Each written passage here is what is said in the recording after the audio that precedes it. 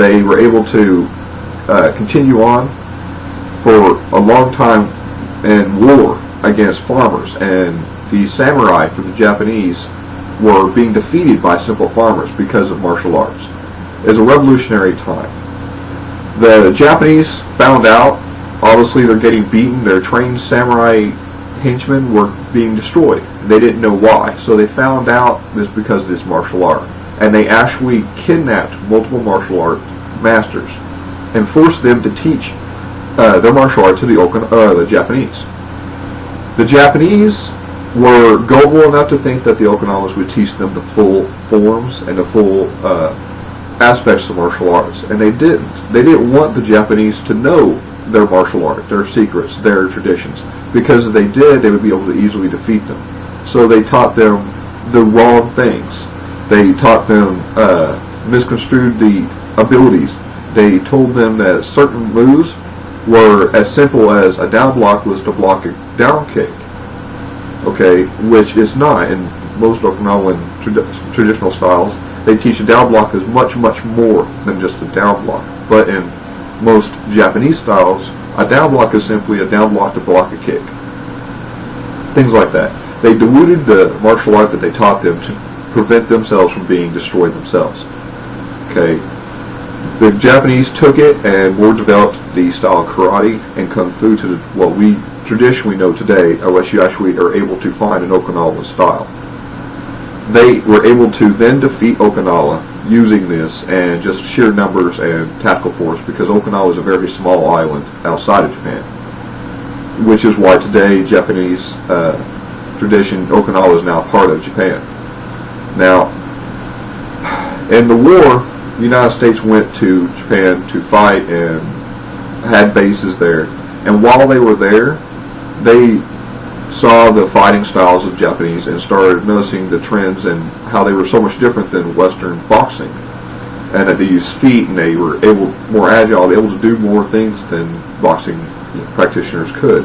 So what they did is they simply just started going to their dojos, which wasn't an easy feat because most Japanese wouldn't teach a guy, an outsider, anything. So when they did decide to teach the Americans, they taught them wrong. They taught them a diluted version of their style, which was already a diluted version of the Okinawan style, which was most likely already a diluted version of the Shaolin boxing. So the Americans got taught partial martial arts. Then they came back to the United States. And this is the history of American martial arts, where it traditionally comes from. They got back to the United States after having only a few years of training instead of the extent of 10 or 20 years that most martial artists in Japan and Okinawa have. They have a very short couple years, because that's all, as long as they were based in Japan. They came back to the United States. They opened up their own dojos to teach.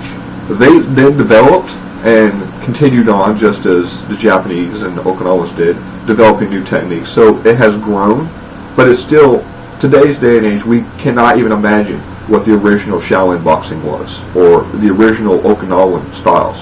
We have close representations, which are the Okinawan styles of martial arts, but even then, many techniques and I'm sure methods and styles and things are lost to time. These are all information that I've found, I've read personally. I've actually talked to many instructors from all over the world that we've had guest speakers from other countries come to the United States that I've been a part of and went to see. Masters of Kung Fu and Karate, all these. They're very respectable people, and they've all told me the same type of story timeline.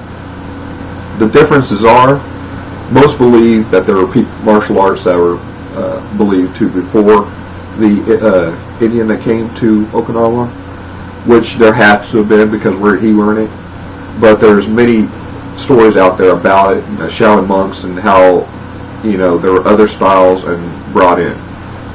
I can't confirm or deny any of this. I don't know. I personally wasn't there. I'm sure you weren't either. But we do know what we can find written in history books and has been passed down from generation to generation. And these are the commonalities of them. Hope this video helped.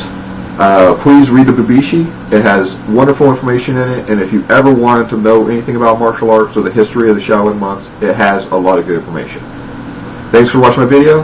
Join me again.